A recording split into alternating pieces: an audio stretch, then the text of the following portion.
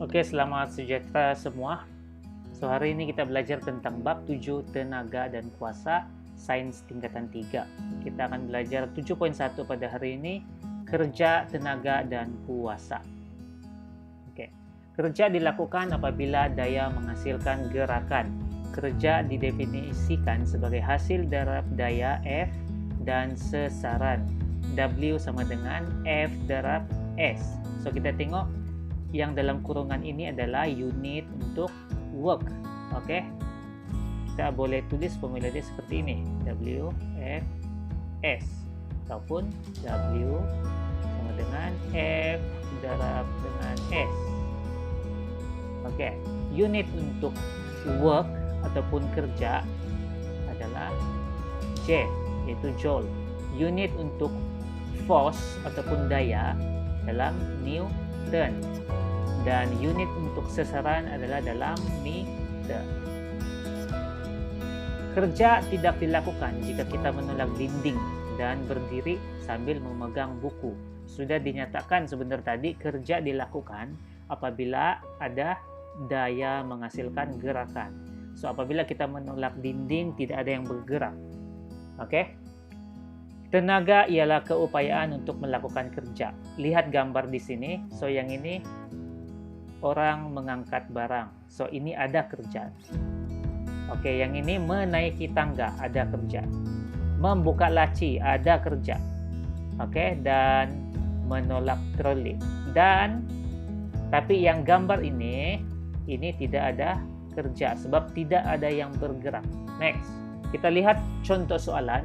Sebuah bongkak kayu diletakkan di atas lantai.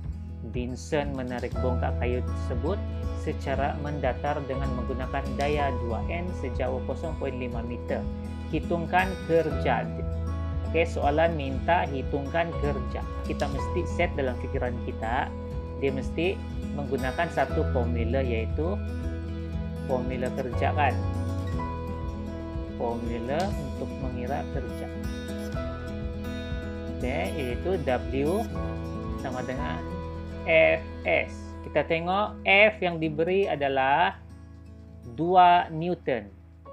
2 darab dengan S. Dia punya sesaran.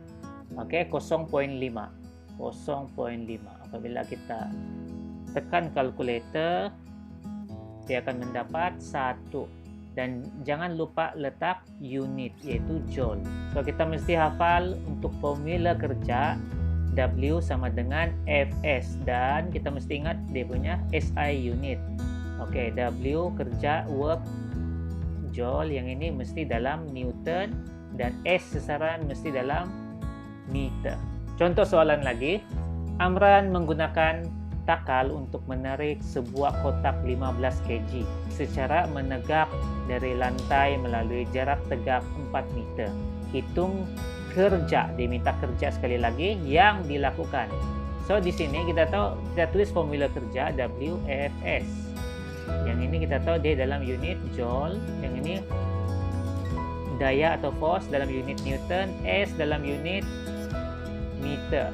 Kita lihat kepada soalan, sebuah kotak 15 kg. So, apa perlu kita buat? Anggap 1 kg sama dengan 10 Newton.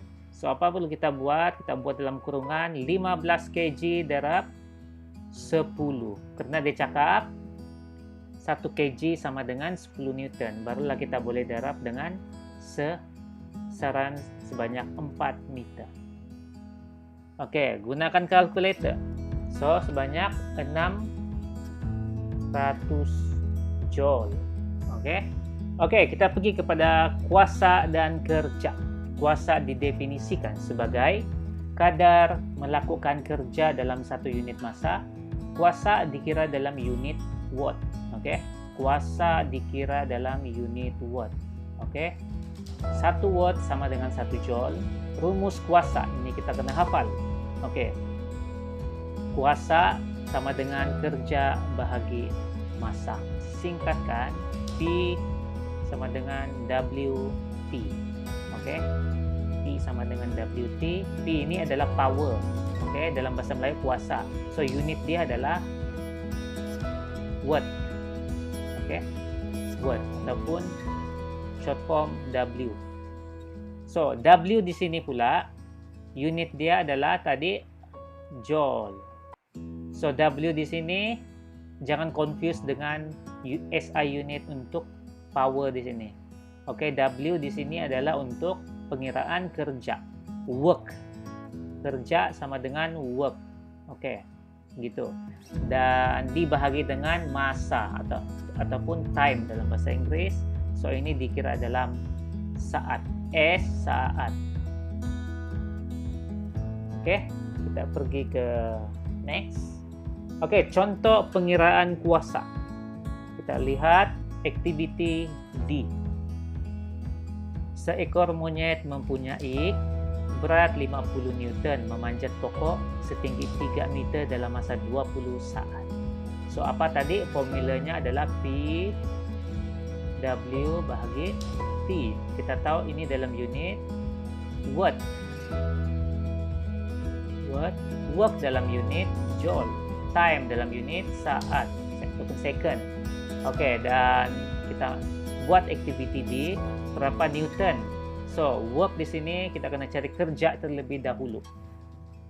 Kerja tadi formula untuk kerja adalah work sama dengan Fs. So, apa perlu kita buat?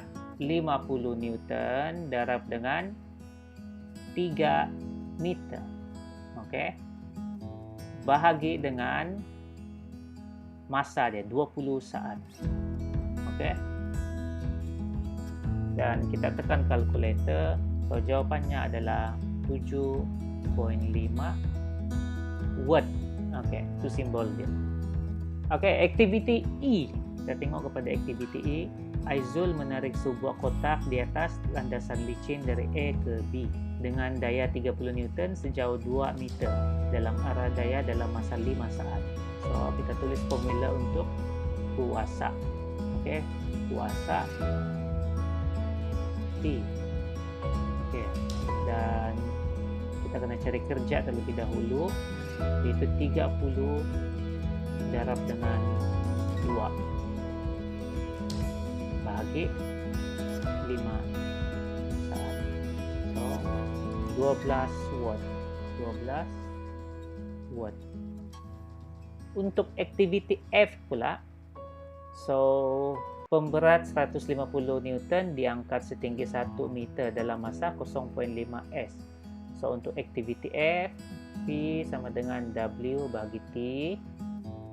Oke, W dia 150 darab dengan 1 bahagi 0.5 saat. So, dia jadi 300 watt.